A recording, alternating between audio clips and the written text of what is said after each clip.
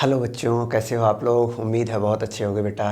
तो आज हम लोग जो टर्म, अगर हम कल के लेक्चर की बात करें बेटा जी, तो कल दूसरे चैप्टर का हम लोग पहला लेक्चर शुरू किए थे, जिसमें हम लोगों ने पढ़ा था नर जनन तंत्र।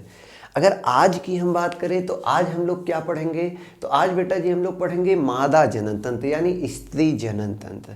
अब स्त्री जनन तंत्र के अंतर्गत क्या क्या चीज़ें आती हैं, अगर आप संरचना में देखना चाहें तो हमने संरचना बनाया है। अब इसी संरचना को एक एक करके हमको डिटेल में पढ़ना है। तो सबसे पहला पॉइंट हमारा आता है स्त्री जनन तंत्र या मादा जनन तंत्र के अंतर्गत कौन कौन सी संरचनाएं आती हैं। तो आप क्या क्या याद रखेंगे, एक जोड़ी अंडाशय, एक जोड़ी अंडवाहिनी, एक गर्भाशय, एक ग्रीवा, एक वेजाइना, एक जोड़ी स्तन ग्रंथियाँ और बाह्य जननांग यानी बाहरी जनन अंग। तो इतनी संरचनाओं को हमको पढ़ना है इस लेसन में। तो चलिए एक एक करके हम लोग शुरू करते हैं। अब जैसे इस संरचना में अगर आ जाएं तो ये हमारे हो गए एक जोड़ी अंडाशय, ये हमारी हो गई एक जोड़ी अंडवाहिनी, ये हमारा एक हो गया गर्भाशय, ये नीचे आते हैं तो ये हो गया हमारा ग्रीवा, और ये हो गया ये वजाइना, और एक जोड़ी स्तन ग्रंथियाँ और बाहरी जनन अंग। इतने टर्म आते हैं। तो चलिए हम लोग शुरू करते हैं अंडाशय से। तो अगर हम इसको अभी मिटा, आप लोग एक बार फोटो खींच लीजिएगा क्या क्या पढ़ना है, इसको हम मिटा देते हैं। अब एक एक करके हम लोग डिस्कस करेंगे।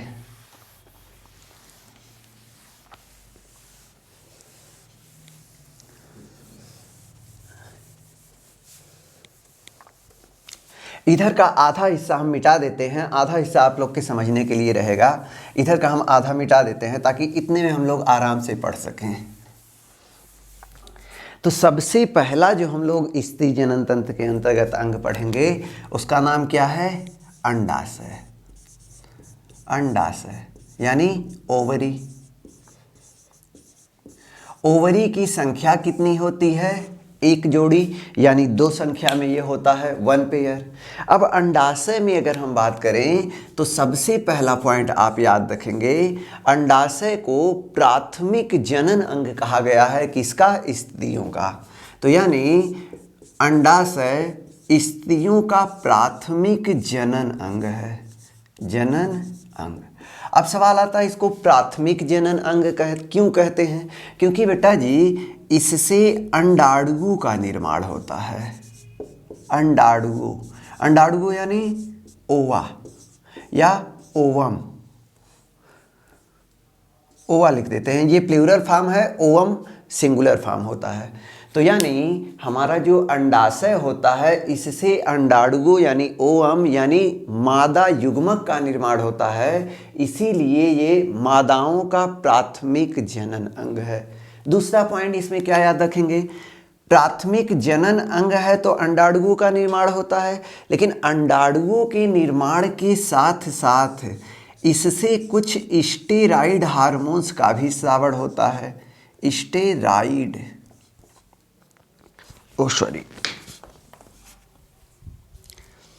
स्टेरॉइड हार्मोन्स,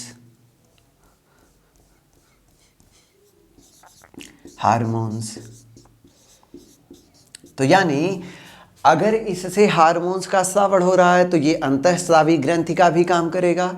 चूंकि अंडाणुओं का निर्माण हो रहा है मादा युग्मक, तो ये प्राथमिक जनन अंग का भी काम करेगा। तो यानी इसका दो काम हो गया, एक हो गया अंडाणुओं का निर्माण करना, दूसरा हो गया कुछ स्टेरॉइड हार्मोन्स का स्रावण करना। अब स्टेरॉइड हार्मोन्स की अगर हम बात करें तो दो हार्मोन्स आपको याद रखने हैं जो कि आगे भी हम लोग डिस्कस करेंगे, एस्ट्रोजन, एस्ट्रोजन और प्रोजेस्टेरॉन, प्रोजेस्टेरॉन।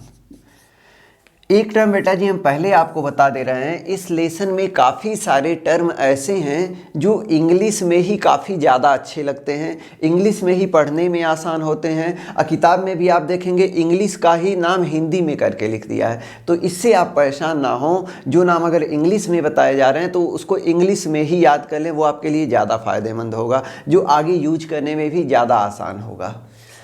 तो अंडाशय मादाओं का प्राथमिक जनन अंग है। क्यों प्राथमिक जनन अंग है? क्योंकि इसमें अंडाणुओं यानी मादा युग्मक का निर्माण होता है। मादा युग्मक अंडाणुओं के निर्माण के साथ साथ इससे कुछ स्टेरॉयड हार्मोन्स का भी स्रावण होता है, जिसकी नाम है एस्ट्रोजन और प्रोजेस्टेरॉन। इसीलिए इसको अंतःस्रावी ग्रंथियों के अंतर्गत भी रखा जाता है।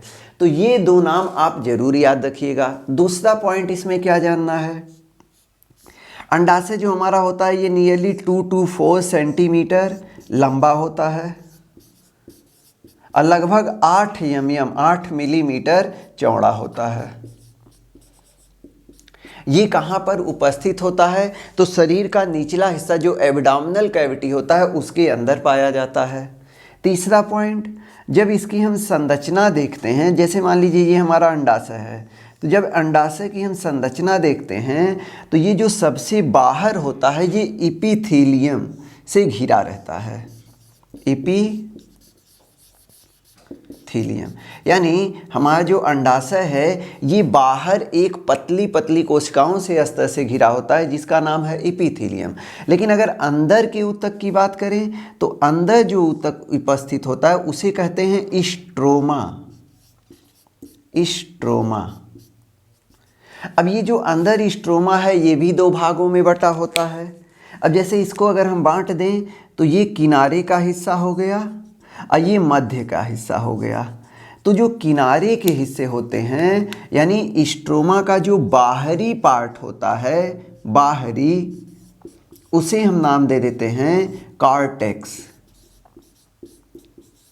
लेकिन जो आंतरिक हिस्सा होता है, आंतरिक, उसको हम नाम दे देते हैं मेडुला, MEDULA। तो इसकी संरचना में इतना नाम याद रखना है, हमारा जो अंडाशय होता है ये बाहर एक पतली कोशिकाओं से घिरा होता है जिसका नाम है इपिथीलियम। इसके अंदर जो ऊतक उपस्थित होता है उसका नाम है स्ट्रोमा। स्ट्रोमा के अंदर जब देखते हैं तो इसका जो बाहरी हिस्सा होता है इसे कह देते हैं कॉर्टेक्स और जो आंतरिक हिस्सा होता है इसे कह देते हैं मेडुला। अब बाहरी हिस्सा जो कॉर्टेक्स होता है इसके अंदर बहुत सारे उगोनिया भरे रहते हैं, उगोनिया, जो आगे चल करके अंडाणुओं का निर्माण करते हैं। आगे हम लोग पढ़ेंगे भी इस टर्म को जब हम लोग अंड जनन पढ़ेंगे। लेकिन जो आंतरिक हिस्सा होता है जिसे हम मेडुला नाम दे देते हैं, इसमें बहुत सारी रुधिर वाहिनियाँ, लसिका वाहिनियाँ, तंत्रिका कोशिकाएं सारी की सारी आकर के इसी में भरी रहती हैं।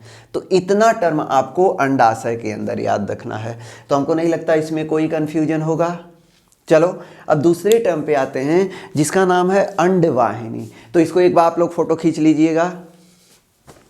दूसरा हमारा है अंडवाहिनी।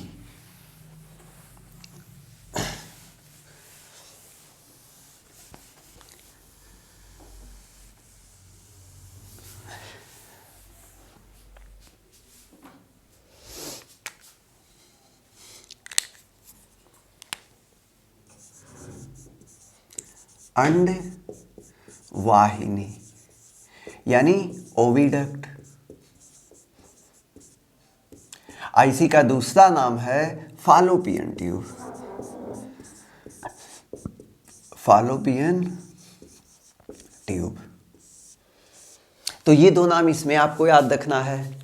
दो नाम क्या, यानी अगर हम अंडवाहिनी की बात करें तो ये जो पूरी नली आपको दिख रही है ये हमारी अंडवाहिनी होती है। इसकी संख्या भी दो होती है, एक इधर रहता है दूसरा इधर रहता है। तो अंडवाहिनी में हम लोग क्या क्या डिस्कस करेंगे।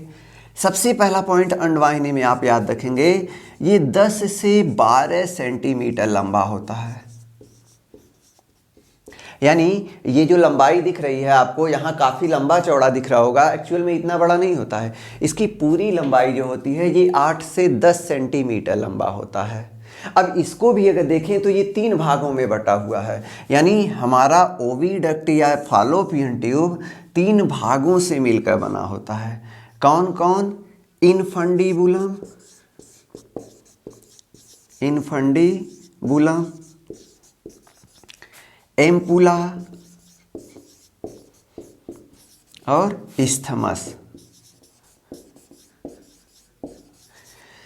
नाम बेटा जी तीनों आपको याद रखना है, तीनों इंपॉर्टेंट है, तीनों के अपने अपने काम होते हैं। तो इसको हम लोग देखते हैं। अब इन तीनों यानी हमारा जो अंडवाहिनी है ये 3 भागों से मिलकर बनी है। देखो ये इसका प्रथम भाग होता है, जो अंडाशय के सबसे करीब होता है, ये इसका प्रथम भाग होता है जिसका नाम है इनफंडिबुलम। ये पीछे जाकर के एक चौड़े हिस्से में खुला जिसका नाम है एम्पुला, और इसका आखिरी हिस्सा जो गर्भाशय से जुड़ा रहता है उसका नाम है इस्थमस। तो 3 भागों से ये मिलकर के बना होता है। अब अगर आप इस इनफंडिबुलम को देखें तो इसका जो शीर्ष हिस्सा है ये अंगुलीनुमा संरचना बनाता है, और इस अंगुलीनुमा संरचना को हम नाम दे देते हैं फिम्बरी। फिम्बरी का काम क्या होता है बेटा जी, ये जो हमारा अंडाशय है तो इसमें किसका निर्माण होगा, अंडाणु। और जब अंडाणु अंडाशय से बाहर निकलेंगे तो उनको कलेक्ट करने यानी इकट्ठा करने का काम होता है। तो इनफंडिबुलम कीपनुमा संरचना बनाता है, इसका बाहरी हिस्सा अंगुलीनुमा संरचना बनाता है जिसे फिम्बरी कहते हैं। और फिम्बरी का काम है जब अंडाशय से अंडाणु निकलेंगे तो उनको इकट्ठा करना, यानी एकदम ऐसे रहता है, ऐसे ऐसे करके इकट्ठा कर लेता है। तो ये इसका हो गया इनफंडिबुलम। तो इनफंडिबुलम में कोई दिक्कत नहीं। दूसरा पार्ट है एम्पुला, यानी ये आगे जाकर के एक चौड़े हिस्से में खुला है, इसका नाम है एम्पुला। अब एम्पुला का क्या काम है, यहाँ बेटा जी एक नाम याद रखना सबसे इंपॉर्टेंट, निषेचन। निषेचन यानी फर्टिलाइजेशन। फर्टिलाइजेशन ये क्वेश्चन आपसे बहुत बार पूछा जाता है, मनुष्य में निषेचन कहाँ होता है। तो कहाँ पे होता है, तो आप कहेंगे अंडवाहिनी में। लेकिन अंडवाहिनी के भी 3 भाग हैं, तो 3 भाग कौन कौन, इनफंडिबुलम, एम्पुला और इस्थमस। तो इन तीनों भाग में कहाँ होता है, तो आप क्या कहेंगे, एम्पुला भाग में होता है। तो याद रखना एम्पुला हमारा मध्य का हिस्सा है अंडवाहिनी का, जहाँ पे निषेचन होता है। तो मनुष्य में निषेचन कहाँ होता है, तो आप क्या कहेंगे, अंडवाहिनी के एम्पुला भाग में होता है। तो ये इसमें याद रखना है। और इसका आखिरी हिस्सा है इस्थमस, जो गर्भाशय से जुड़ा रहता है। तो ये जो बड़ा सा हिस्सा है ये हमारा गर्भाशय है, और इसी से हमारा ये जुड़ा रहता है। तो इतने टर्म आपको अंडवाहिनी में याद रखने हैं। अब तीसरा हमारा आता है गर्भाशय। चलिए इसको भी देखते हैं।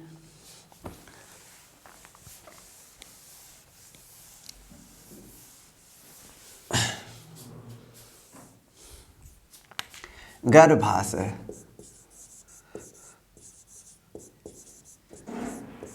यूटेरस। गर्भाशय की संख्या की बात करें बेटा जी 1 होता है ये। दूसरा इसे हम लोग एक और नाम से जानते हैं, चूंकि बच्चादानी इसे कहते हैं, बच्चादानी यानी ओम्ब। ये क्या होता है, देखो मनुष्य में प्रेगनेंसी का जो टाइम पीरियड होता है वो 9 महीने का होता है।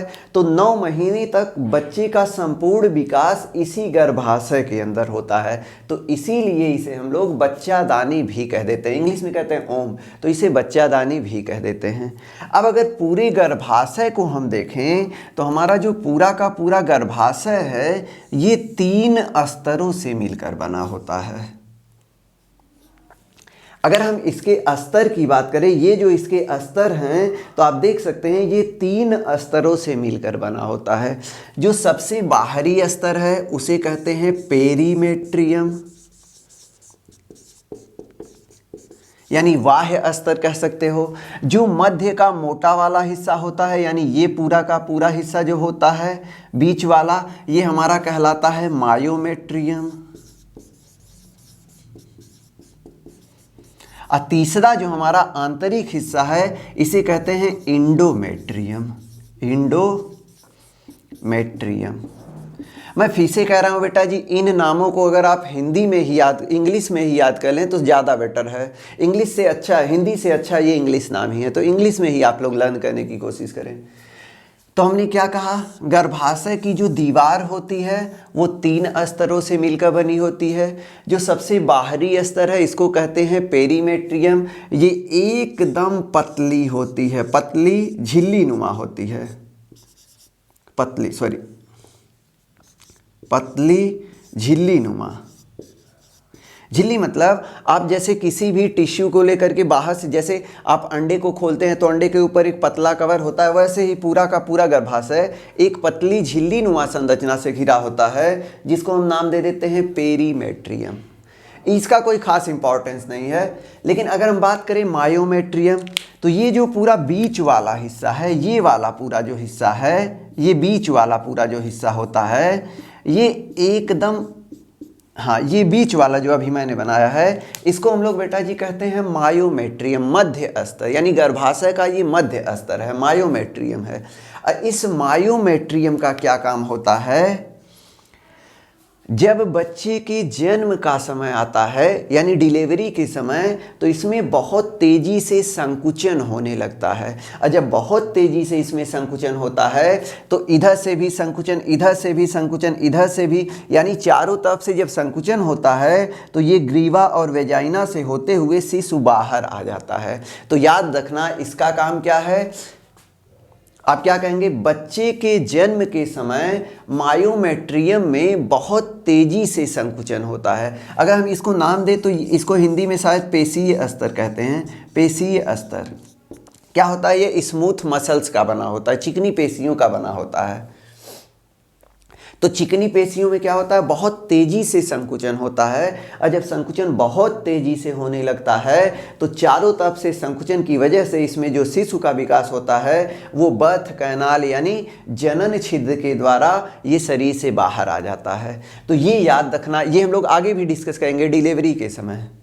तीसरा स्तर है इंडोमेट्रियम। इसमें क्या याद रखना है? मोस्ट इंपॉर्टेंट, इंडोमेट्रियम की अगर हम बात करें बेटा जी, तो हम सब लोग जानते हैं जितनी भी स्त्रियां हैं वयस्कावस्था में मेंस्ट्रुअल साइकिल चलता है, आर्तव चक्र जिसे हम कहते हैं। मेंस्ट्रुअल साइकिल के समय क्या होता है?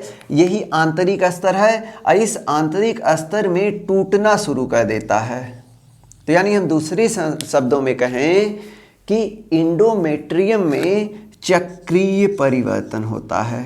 चक्रीय परिवर्तन कब?